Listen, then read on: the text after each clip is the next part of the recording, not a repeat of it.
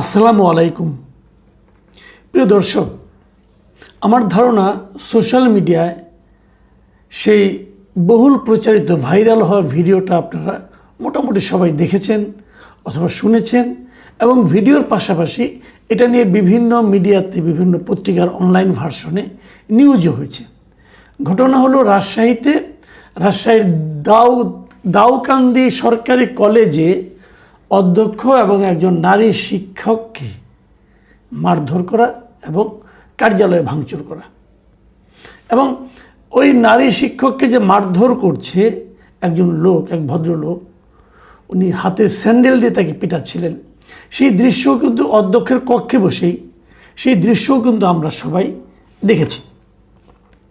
এরই মধ্যে কয়েকটা ভার্সন পাওয়া গেছে, এক একজন এক এক কথা বলছে। অনেকে বলছে এই নারী শিক্ষিকাই নাকি প্রথমে আপনার ওই বিরোধটা শুরু করেছিল, গালাগালি করেছিল, কাকে থাপ্পড় মেরেছিল, এগুলো বলা বলি হচ্ছে। আবার এই যে দৃশ্যটা খুব বেশি দেখা গেছে, জুতা পিটার ব্যাপারটা, যেটা স্যান্ডেল দিয়ে পিটিয়েছে নারী শিক্ষককে, সেই ঘটনার পরেও নাকি আরেকটা দফা মারামারি হয়েছে। আবার ওরা যারা এখান থেকে ছিল এসে তারা আবার বাইরে যেয়ে নিজেদের লোকবল নিয়ে এসে তখন এই শিক্ষককেও পিটিয়েছে, আবার ওখানকার যে প্রিন্সিপাল তাকেও পিটিয়েছে। এবং এই পেটানোর পর শিক্ষক এবং প্রিন্সিপালের রক্তাক্ত দেহ একটা ভিডিও আমি দেখলাম, রক্তাক্ত অবস্থা তারা বসে আছেন। তারপর তাদেরকে চিকিৎসার জন্য রাজশাহী মেডিকেল কলেজে পাঠানো হয়েছে, ওখানে চিকিৎসা হচ্ছে। কি নিশ্চয়ই পরে মামলা টামলা কিছু একটা হবে, জানি না। তো যারা এখানে এই কাজ অপকর্মটা করেছে তাদের মোটামুটি প্রাথমিক পরিচয় হলো তারা বিএনপির রাজনীতির সঙ্গে জড়িত। কেবল এটুকু বললে শেষ হয় না, আমি বরং অন্যভাবে বলি, তারা সরকারি দল যে বিএনপি তার রাজনীতির সঙ্গে জড়িত। কেবল বিএনপির কিন্তু কোনো মূল্য নাই, সরকারি দল হলে মূল্য আছে। আমাদের সমস্যাটা হলো ওই জায়গায়।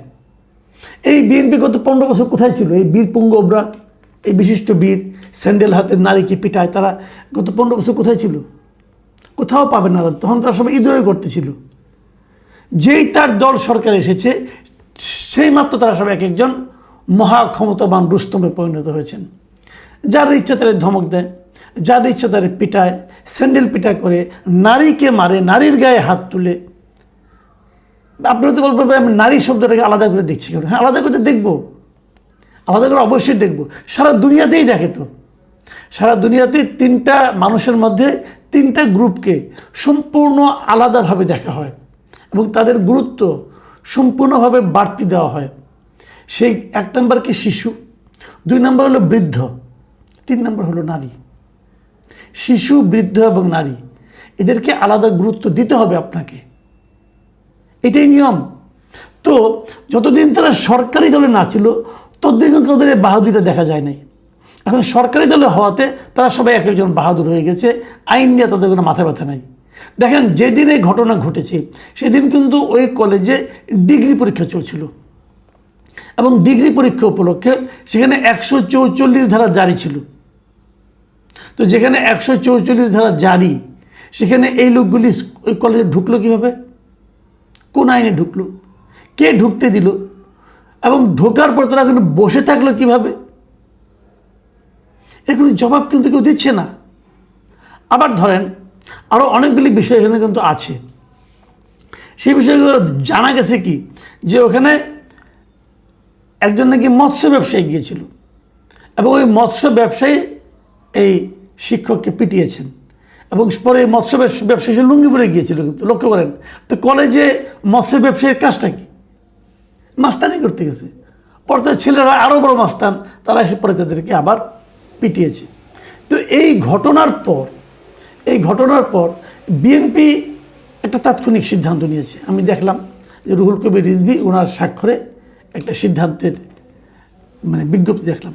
ওনারা জয়নগর ইউনিয়ন বিএনপির যে সহসভাপতি আকবর আলী, তার বিরুদ্ধে অ্যাকশন নিয়েছে এবং তাকে বিএনপি প্রাথমিক সদস্য সহ সব পর্যায়ের দলীয় পদ থেকে বহিষ্কার করছে। মনে হচ্ছে ভালো, আচ্ছা ভালোই। আচ্ছা, আমরা একটু বরং দেখি যে বিভিন্ন রিপোর্ট যেগুলি বেরিয়েছে পত্রিকার। আমি একটা পত্রিকার রিপোর্টের কথা বলি, প্রথম আলো পত্রিকার কথা বলছি। প্রথম আলো রিপোর্টে এই ঘটনার জন্য তারা কাকে দায়ী করেছে একটু দেখি আমরা। সেখানে ওনারা প্রত্যক্ষদর্শী সূত্রে জানা গেছে, প্রত্যক্ষদর্শী বরাত দিয়ে তারা বলছে, স্থানীয় একজন মৎস্য ব্যবসায়ী বিএনপির কর্মী শাহাদাত আলী এই প্রদর্শক আলিয়া খাতুনকে স্যান্ডেল দিয়ে পিটিয়েছেন। শাহাদাত আলীর ছেলে লিটন ও কর্মচারী মাহবুর কলেজের অধ্যক্ষ ও প্রদর্শক আলিয়া খাতুনের উপর হামলা চালান। হামলার নেতৃত্ব দিয়েছেন জয়নগর ইউনিয়নের 4 নম্বর ওয়ার্ড বিএনপির সভাপতি এজদার, জয়নগর ইউনিয়ন কৃষক দলের সভাপতি জয়নাল আবেদিন, ব্যবসায়ী আফাজউদ্দিন প্রমুখ। কিন্তু এখানে কিন্তু আমি বুঝলাম না জয়নগর বিএনপির সহসভাপতি আকবর আলী কোত্থেকে আসলো। প্রত্যক্ষদর্শীর বক্তব্যে কিন্তু আকবর আলীর নাম নাই, অন্যদের নাম আছে, কিন্তু এই সহসভাপতিকে বিএনপি কেন্দ্রীয় কমিটি বহিষ্কার করেছে। তারা এত দ্রুত কোথায় সিদ্ধান্তটা পেলো, কি পড়লো, কি দেখলো, কি জানলো, আকবর আলীকে তারা কেন বহিষ্কার করলো, এটা আমি এখন পর্যন্ত বুঝতে পারলাম না। এখন ঘটনা হচ্ছে এগুলো কেন হচ্ছে, আমি কিন্তু খালি একটা কলেজের কথা বলছি না। আপনারা দেখেন গত কয়েকদিন আপনারা নিশ্চয়ই খেয়াল করেছেন, কিন্তু এই তো কয়েকদিন আগে, সম্ভবত এক সপ্তাহখানেক আগে, সপ্তাহ অথবা 1.5 সপ্তাহ আগে, এই এপ্রিল মাসের 12-13 তারিখের ঘটনা হবে। এই ব্রাহ্মণবাড়িয়া নবীনগরে এই রাস্তার নিম্নমানের কাজ নিয়ে প্রশ্ন করায় স্থানীয় সরকার প্রকৌশল অধিদপ্তরের একজন প্রকৌশলীকে ওখানকার ঠিকাদার মারধর করছে, বাঁশ দিয়ে দৌড়িয়ে তাকে ওখান থেকে দূর করে দিচ্ছে। এই দৃশ্য কিন্তু ভিডিও আমরা দেখছি, এটা যে ঠিকাদার বাঁশ দিয়ে প্রকৌশলীকে দৌড়াচ্ছে, কারণ প্রকৌশলী প্রশ্ন করেছিল যে কাজের মান নিম্নমানের কাজ হচ্ছে, কাজ এটা করা যাবে না। হয়তো এর পেছনে বিহাইন্ড দ্য সিন অনেক ঘটনাও থাকতে পারে, আমি জানি না। এগুলি তো হয়, প্রকৌশলীরা ঘুষ টুস চায়, ঘুষ টুস খায়, খেয়ে পরে আবার তারপরে আবার আটকায়, অনেক আছে। কাজে যারা ঠিকাদার তারা হয়তো বিরক্ত হয়ে অনেক কিছু করতেও পারে, আমি জানি না বিহাইন্ড দ্য সিন কী আছে।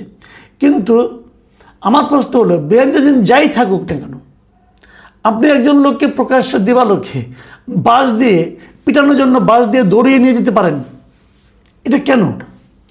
আবার তার 2 দিন পরেই দেখলাম 17 তারিখে এপ্রিল মাসের কুমিল্লার 14গ্রাম উপজেলার একটা মাদ্রাসায় একজন তরুণ শিক্ষককে মানে একটা কক্ষের দরজা জানলা বন্ধ করে অন্য একজন শিক্ষক মারধর করছে। কেন? যে মারধর করছে সে নাকি দাবি করে যে এই মাদ্রাসার আমি প্রতিষ্ঠাতা এবং সে শিক্ষকও বটে, এবং তার কথা আমাদের সবাই চলতে হবে, না চলে তাই দেশে উত্তম মাধ্যম দিয়ে চড়থাপড় মারে। কেন শিক্ষক কেন আরেকজন শিক্ষককে পিটাবে? প্রকৌশলী কেন একজন ঠিকাদারের হাতে মার খাবে? অথবা একজন মৎস্য ব্যবসায়ী সে কেন একজন শিক্ষকের গায়ে হাত তুলবে?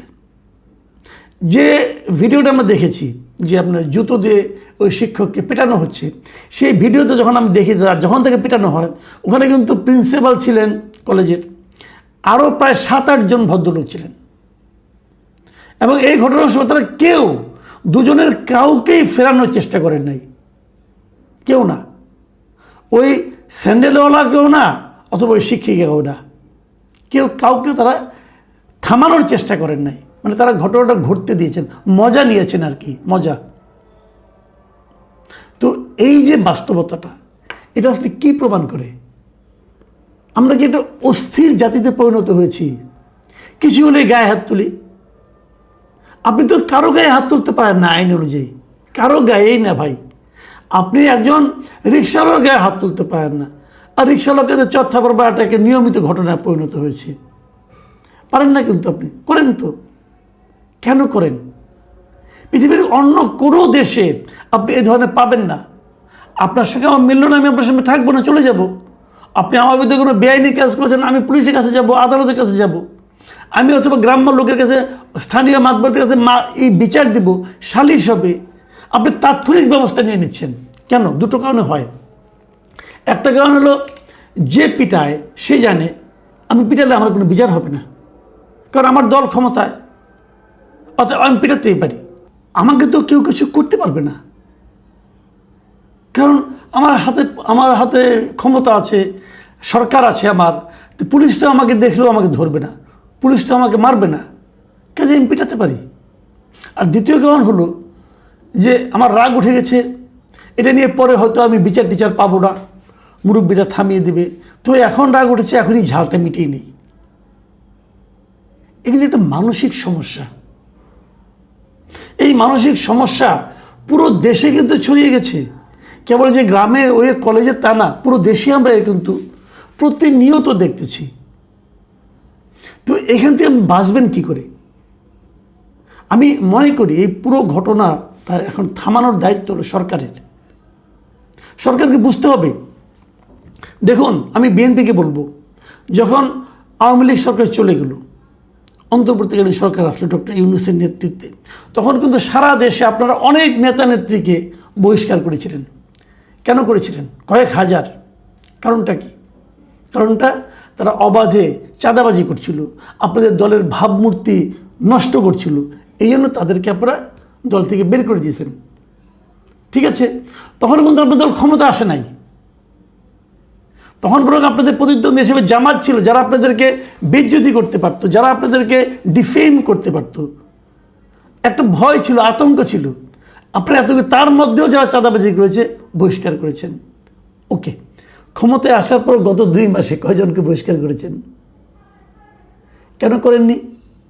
তার মানে কি চাঁদাবাজি থেমে গেছে ক্ষমতা আসার পর? আমাদের বাস্তব অভিজ্ঞতা কি বলে? আমাদের অভিজ্ঞতা বলে যে দল ক্ষমতায় এলে চাঁদাবাজি আরও বেড়ে যায়। তখন ক্ষমতায় আসেনি, তারপরেও যে চাঁদাবাজি চলেছে, আপনি যখন ক্ষমতায় এসেছেন তখন চাঁদাবাজি তার চেয়ে কয়েক গুণ বেড়ে গেছে।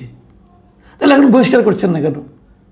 তার মানে আপনি ধরে নিয়েছেন যে 5 বছর তো জনগণের কাছে আর মাপ চাওয়ার দরকার নাই, 5 বছর জনগণের কাছে আর ভালো হওয়ার দরকার নাই, আমি তো জিতেই গেছি। আবার 5 বছরের মাথায় যে আবার একটু শক্ত হব, জনগণকে বোঝাবো যে আমরা আপনাদের দল। বিষয়টা কি তাই? এখন তো আগে তো জনগণ তো একটু রাও শব্দ করতো, আমাকে আমার চাঁদাবাজি করছে, আমারটা নিয়ে যাচ্ছে। এখন তো সেই শব্দ করার তার সাহস পায় না, কারণ ক্ষমতায় তো ওনারাই, কিছু করলে তো জুতা পিটা। একটা কথা বলি ভাই, সময় পাল্টে গেছে।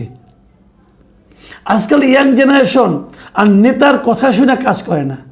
আজকাল ইয়াং জেনারেশন হাতে একটা তাদের মোবাইল থাকে, সে মোবাইলে পুরো বিশ্ব দেখে। সেই বিশ্ব দেখে তার নিজের দেশটা কেমন হবে এর তার একটা কল্পনা থাকে। সে সেরকমভাবে দেশটাকে দেখতে চায়। যখন দেখতে না পায়, দেশে যারা শাসক আছেন তাদের ব্যাপারে তাদের মনে একটা বীতশ্রদ্ধ অনুভূতি জন্ম হয়। সরকারকে এটা বুঝতে হবে। আপনার এই নেতাকর্মীরা একদম দানব হয়ে গেছেন। দানব দিয়ে জজ চালাতে পারবেন না। দানব দিয়ে মানুষকে ভয় দেখানো যায়, শাসন করা যায় না। দানব দিয়ে মানুষের কাছ থেকে ভালোবাসা পাওয়া যায় না। আপনার এই দানবদের আপনি থামাইতেও পারবেন না। এটা এত বড় দানব হয়ে গেছে, আপনার কথা কোনো মূল্য এদের কাছে নাই। আপনার মনকে সবাতেই নাই, আপনি অন্য কোথায় কি যাবেন? নাই তো মূল্য। তো আমি কিন্তু মানুষ কিন্তু দেখেন, যখন নাকি আওয়ামী লীগ সরকারকে সরিয়ে দেওয়া হয়েছিল, মানুষ কিন্তু একটা পার্থক্য আশা করছিল, ভেবেছিল নতুন একটা সময় আসবে। সেই পার্থক্য কি মানুষ দেখতে পাচ্ছে? একবার ভাবুন, নিজেকে প্রশ্ন করুন। আমি সরকারকে বলছি, আপনারা নিজেদেরকে প্রশ্ন করুন। আপনারা যে শাসন দিচ্ছেন, আপনারা যে সিস্টেম চালু করেছেন, এই সিস্টেম দেখে এদেশের মানুষ কি শেখ হাসিনা সরকারের তুলনায় আপনাদের মধ্যে কোনো পার্থক্য দেখতে পাচ্ছে? পাচ্ছে না। শেখ হাসিনা পুরো 15 বছর তারা কিন্তু কোনো রাজনৈতিক দলকে নিষিদ্ধ করে নাই। শেষ দিকে এসে কয়েকদিন আগে করছিল একটা, করে নাই কিন্তু আপনারা তাও করে দিয়েছেন একদম যাত্রা শুরুতেই। মানুষ পার্থক্যটা দেখতে পাচ্ছে না, বরং মানুষের কাছে, অনেকের কাছে আরও ভয়ঙ্কর সময়ের আশঙ্কা তাদের মধ্যে তৈরি হচ্ছে। আমি তাকিয়ে দেখেছি, আমি কিন্তু খুব একটা পার্থক্য দেখি না। এমনকি যারা নেতা আছেন, মূল নেতা আছেন, মন্ত্রী আছেন, তাদের মধ্যেও আমি একমাত্র প্রধানমন্ত্রী ছাড়া আর কারোর মধ্যে কোনো পার্থক্য দেখি না। আমি আগের প্রধানমন্ত্রী থেকে বর্তমান প্রধানমন্ত্রী তুলনা করলে আমি একজন বেটার লোককে দেখি, আর কাউকে দেখি না। কিন্তু যে এই জিনিসটা আপনাদের আত্মউপলব্ধি হয়েছে, না হলে আপনাদের সামনে বড় একটা বিপদ অপেক্ষা করছে। প্রিয় দর্শক, আমি জানি না আমার এই কথা কোনো মূল্য আছে কিনা শাসক দলের কাছে, কিন্তু আপনারা ভাবতে থাকুন যে সামনের দিনগুলিতে আমাদের কি দেখতে হবে।